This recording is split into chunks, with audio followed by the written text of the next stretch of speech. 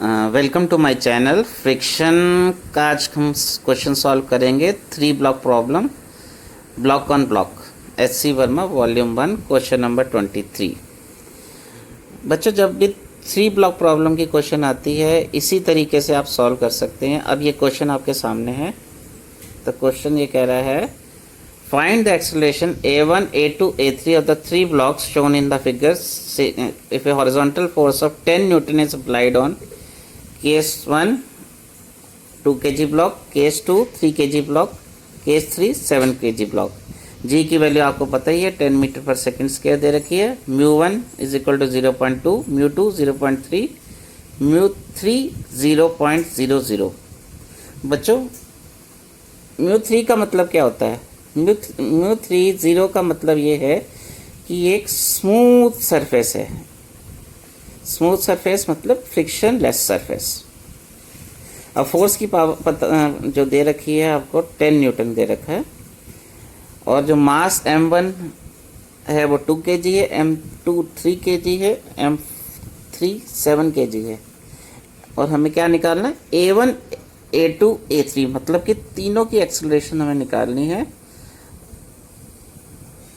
अलग अलग सिनेरियोज में।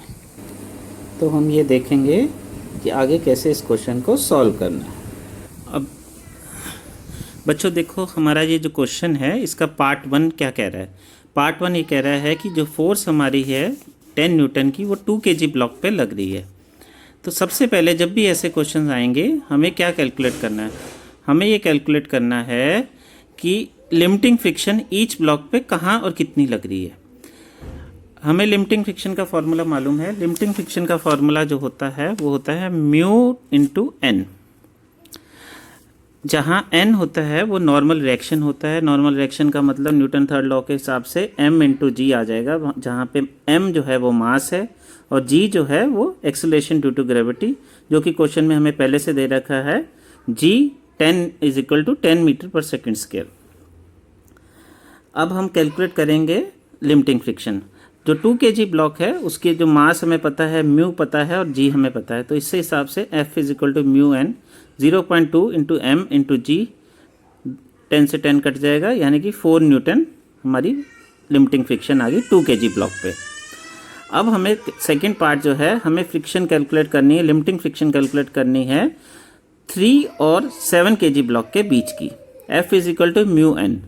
अब यहाँ पे जो मास है वो हमारा 3 kg नहीं आएगा। 3 kg के अलावा जो ऊपर का 2 kg ब्लॉक है उसका भी मास आएगा, यानी m1 plus m2। 0.3 into m1 plus m2 यानी कि 5 हो गया, into 10 is equal to 15 newton. हमारा जो 3 kg ब्लॉक का लिमिटिंग फ्रिक्शन आ गया वो 15 न्यूटन आ गया। अब थर्ड केस जो है, हमें लिमिटिंग फ्रिक्शन देखना 7 kg और सरफेस के बीच में, वो कितना होगा बच्चों? वो हमारा 0 होगा। 0 क्यों होगा? क्योंकि μ3 की हमें पहले से वैल्यू दे रखी है 0.00। पहले भी हमने क्वेश्चन एक्सप्लेन करते समय आपको बताया कि जो है वो एक स्मूथ सरफेस है, यहाँ पे जो है फ्रिक्शन नहीं होगी। फ्रिक्शन नहीं होगी इसका मतलब 0 है। तो आगे हम कैलकुलेट करते हैं अब हम देखते हैं कि जो एक्सेलरेशन A1 हमें कैलकुलेट करना है। A1 कैसे कैलकुलेट होगा? जो फोर्स हमें ड्राइविंग फोर्स दी गई है वो 10 न्यूटन की दे रखी है 2 kg ब्लॉक के ऊपर। अब 10 kg फोर्स जो है उसे आगे की तरफ खींचेगा, तो 4 न्यूटन जो लिमिटिंग फ्रिक्शन है उसे वो पीछे की तरफ खींचेगा। तो नेट फोर्स जो आ गई हमारी वो 10 माइनस 4 न्यूटन, यानी कि 6 न्यूटन की जो नेट फोर्स आगे की तरफ लगेगी।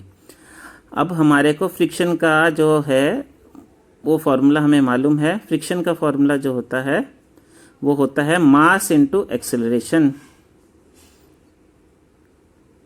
तो यहाँ से हम फ्रिक्शन के इक्वेशन में इक्वेट करेंगे 10 न्यूटन की फोर्स आगे की तरफ, 4 न्यूटन की फोर्स पीछे की तरफ, यानी कि नेट फोर्स 6 न्यूटन है। वो मास इंटू एक्सेलरेशन पे इक्वेट करेंगे। मास हमें पहले से मालूम है 2, एक्सेलरेशन A1 हमें कैलकुलेट करना है।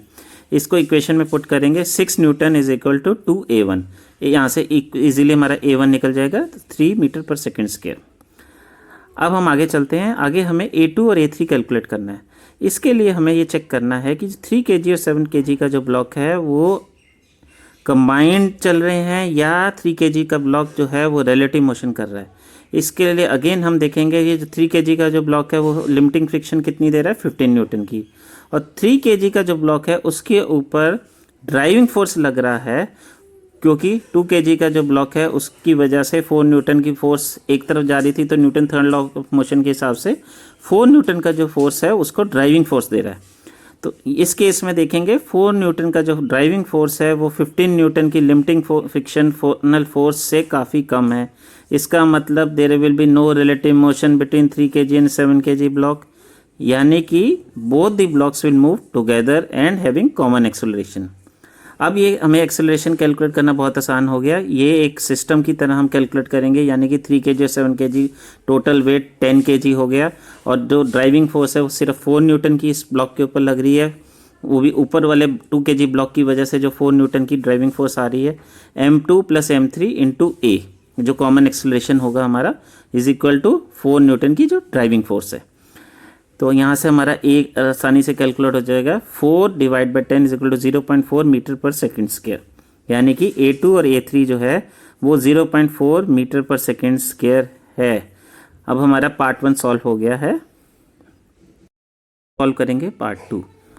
इस केस में सेकंड केस में जो हमारी फोर्स है वो 3 kg के ब्लॉक पे लग रही है 10 न्यूटन की फोर्स। पहले ही हमने कैलकुलेट किया है 2 और 3 kg के बीच में एक फ्रिक्शनल फोर्स है, लिमिटिंग फोर्स फ्रिक्शनल फोर्स है जो कि 4 न्यूटन की है, और 3 kg और 7 kg के बीच में ब्लॉक में जो frictional force limiting frictional force है वो 15 न्यूटन की है। तो 19 न्यूटन टोटल फ्रिक्शनल फोर्स उसको लेफ्ट साइड में खींच रही है, और सिर्फ हमारे पास ड्राइविंग फोर्स जो है वो 10 न्यूटन की है। इस केस में जो लिमिटिंग फ्रिक्शन है वो ड्राइविंग फोर्स से ज़्यादा है। इसका मतलब 3 kg का जो ब्लॉक है वो रिलेटिव मोशन नहीं करेगा, वो 3 kg का जो ब्लॉक है वो 2 kg 7 kg ब्लॉक के साथ ही मूव करेगा, और उन काइनेटिक मोशन इसकी नहीं होएगी, यानी कि the system as a whole will have a common acceleration. A1 भी A2 A3 तीनों इक्वल होंगे। अब हम कैलकुलेट करेंगे A1 A2 और A3 को।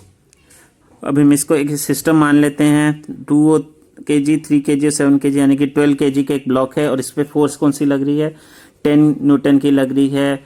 सरफेस जो है फ्रिक्शनलेस है, तो मास इंटू एक्सेलरेशन सीधा आ जाएगा, 10 न्यूटन को इक्वेट कर देंगे तो A कॉमन जो है वो निकल जाएगा 10/12 = 5/6 मीटर पर सेकेंड स्क्वायर।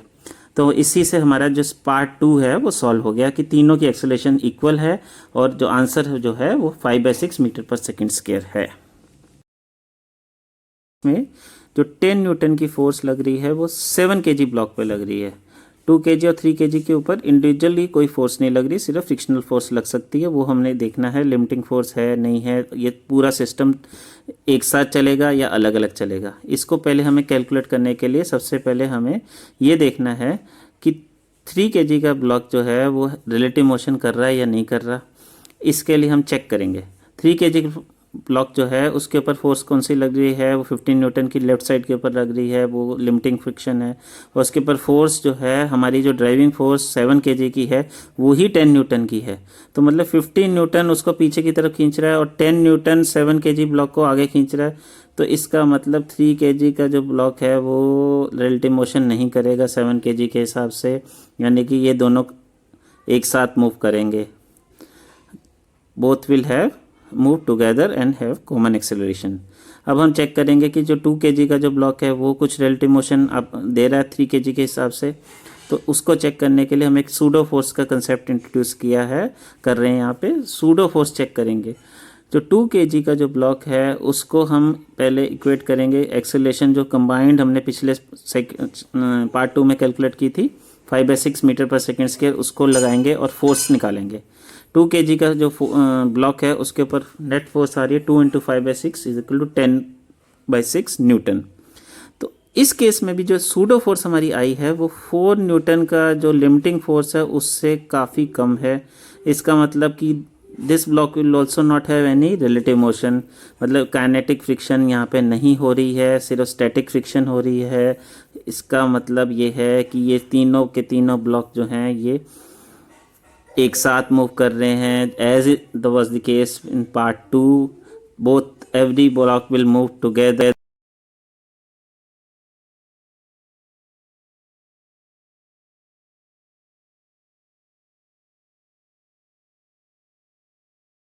यानी कि तीनों ब्लॉक्स टुगेदर मूव करेंगे 5/6 मीटर पर सेकेंड स्क्वायर से हिसाब से, जैसे कि हमने पार्ट 2 में डिस्कस किया है। इसी के साथ हमारा ये क्वेश्चन जो है वो सॉल्व हो गया है। हमें तीनों एक्सेलरेशन तीनों सिनेरियोज़ में हमें मिल गए हैं। A1 A2 A3 जो है हमने तीनों सिनेरियोज़ में कैलकुलेट कर लिया है। तो वीडियो पसंद आए तो लाइक करें, शेयर करें, चैनल सब्सक्राइब करें। हम आगे भी ऐसे और वीडियोज़ लेके आते रहेंगे। तो कीप लर्निंग, बाय बाय।